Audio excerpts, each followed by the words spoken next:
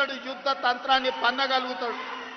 అందుకే ఇవాళ తండాలలో, గూడాలలో, మారుమూల పల్లెలో, భారతదేశం నలుమూలల 140 కోట్ల ప్రజలు ఇవాళ ఆనాటి ఇందిరమ్మని గుర్తు చేసుకున్నారు.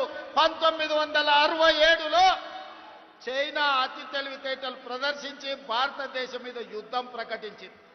ఆనాటి ప్రధానమంత్రి శ్రీమతి ఇందిరాగాంధీ గారు తిప్పి కొట్టడమే కాదు, చైనాను ఓడించి మోకాళ్ళ మీద కూసబెట్టి చైనాకు గుణపాఠం చెప్తే మన్న జరిగిన చైనా దురాక్రమణ 4000 స్క్వేర్ కిలోమీటర్లు ఈరోజు భారత భూభాగాన్ని ఆక్రమించుకున్నారు.